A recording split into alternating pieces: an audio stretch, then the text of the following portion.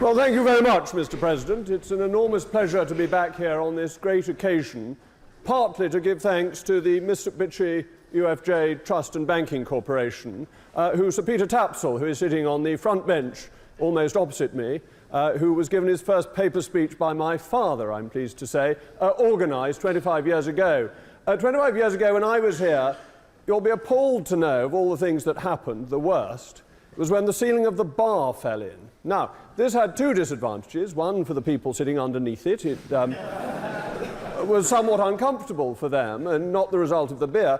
The second, which upset even more undergraduates who had just paid their subscription, was that the bar was closed for a period, causing considerable inconvenience. And thanks to the enormous generosity of Mitsubishi UFJ, the Union Building is now in really first-class condition, and I'm really honoured to be here to thank them on behalf of everybody and to thank Sir Peter for having managed to do it.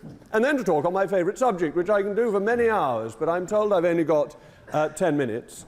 Fortunately, so much of the argument has been made by my honourable friend, the member for St Peters, who put the case with admirable brevity and wit. The honourable gentleman, the member from Lincoln, unfortunately was not as accurate in what he had to say. Just sort of little points that one picks up. He was unaware that Scotland had more Conservative MPs than Labour MPs as late as the 1950s. So it's not the case that Scotland has always been this socialist haven. That's a very modern innovation and a sorry one for the Scots. He talked about the common fisheries policy. This is the first time I've ever heard anybody tell our bankrupted fishermen who have been put out of business by the European Union that it's good for them because they can go and fish in Spain. No, it's not good for them because they can go and fish in Spain. It's bad for them because we used to have the greatest fish resources in our territorial waters, which have been taken by industrial Spanish fishing. So we have bankrupted our fishermen, not given them this great hope. And then Croatia. Well, I sit on the European Scrutiny Committee, and the European Commission itself put forward documents saying that Croatia had failed to meet its targets for an independent judiciary, failed to meet its targets for getting corruption out of the police force. Oh, but we'd let them in anyway because we believe broadly in enlargement, and the process has gone on so long now it'd be a frightful bore to stop. So it's not something that makes people do what they say, it's something that supports the European Union in getting what it wants and following its policy objectives. But let's just look at this issue of democracy within the European Union and the threat posed by it. My honourable friend from St Peters has already told you about the scandalous Irish experience, where if the people give a wrong result, they have to get to vote again until they give the right result. That happened in Denmark as well, and it happened in Holland, and it happened in France. Though in the case of Holland and France, what did they do? They changed the constitutional treaty into the Lisbon Treaty, and then didn't allow anyone to vote at all. So you just push it through because if the electorate don't like it, well, you try and get another electorate who may like it. But the whole basis, the structures, are not democratic. Let us take the three pillars. The Commission, first of all, entirely appointed, no democratic element in that. The Council of Ministers, that bit that represents the ministers who go out from this country and others to represent us. Decision-making in the Council of Ministers is now almost entirely made by qualified majority voting. And I thought you'd be interested to know that the UK has 29 votes in this system, compared to Malta that has 3. That means per head of Maltese population, they have 15 times more influence in the Council of Ministers, ladies and gentlemen, than you do. So we're back to rotten boroughs, really, I mean, not a bad thing, you may say.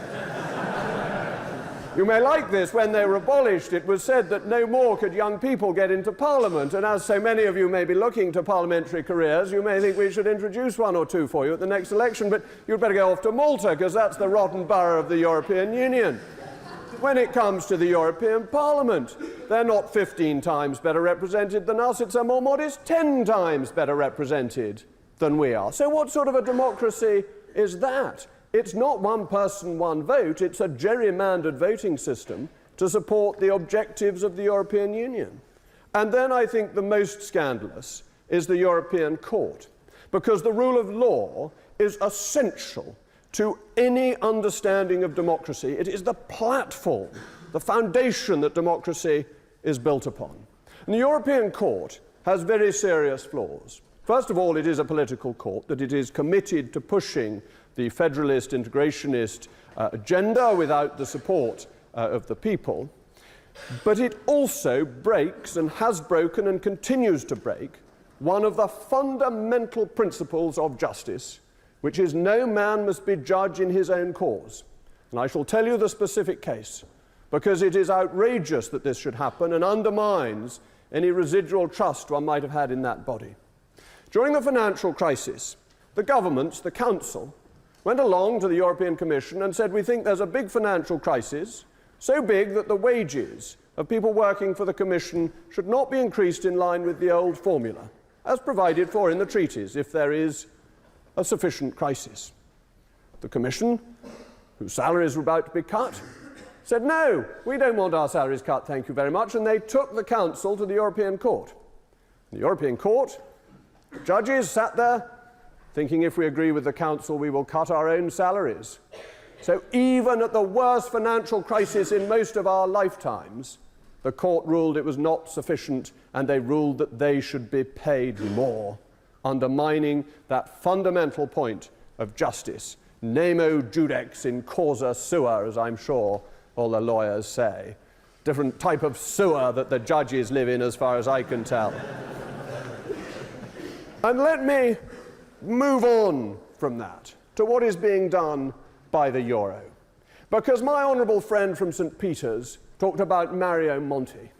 Now I imagine this distinguished audience, the cream of the intellect of not only the nation but the world, would not be the fan club of Mr. Berlusconi. Indeed, if I were to do a poll, I doubt there would be many putting their hand up to say that they thought he was a great and decent and honest man. They may disapprove of his private life. They may think it was not quite a way a gentleman behaves. But nonetheless, Mr. Berlusconi was democratically elected, and it was not for the European Commission to say he must go, and we're going to put in our man, we're going to put in Mr. Mario Monti. Governments, democratically elected, have been thrown out in Greece as well. They have been thrown out in Italy by the fiat of unelected bankers at the European Central Bank and Commission members at the European Commission. This is a real assault on democracy, because it means that what the electorate wants is overruled by the commissioners.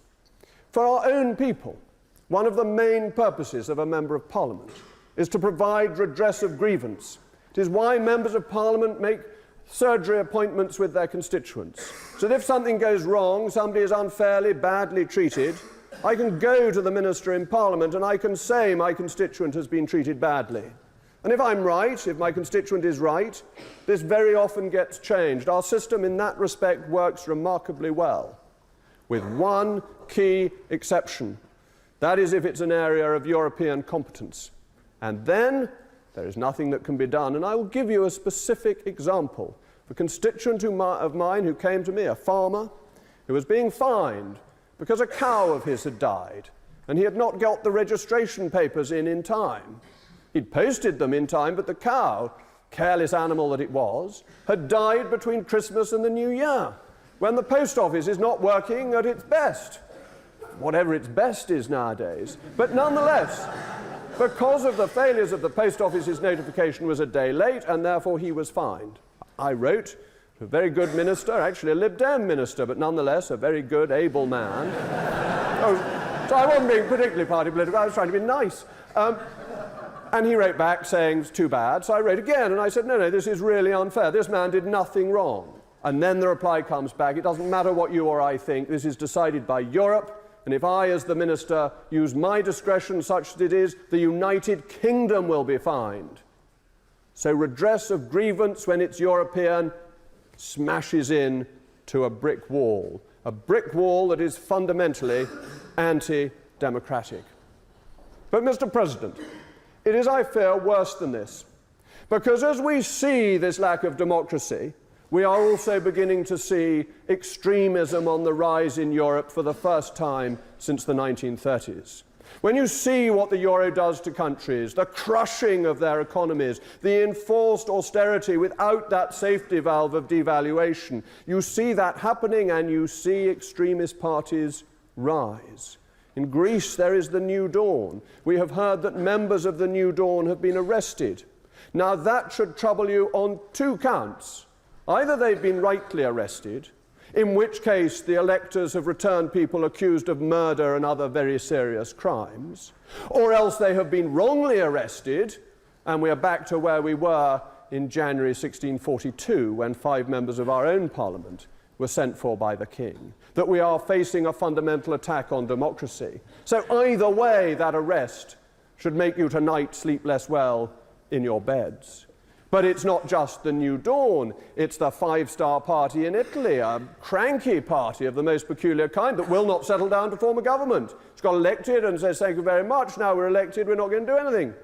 Well, not really a very good way to run a country. And why has it come about? Because of the pressures of the European Union bearing down on the democratic systems of the Italians. And in France, Miss Le Pen, taking on the mantle of her father, now has about 25% in the opinion polls for those looking to vote in European elections.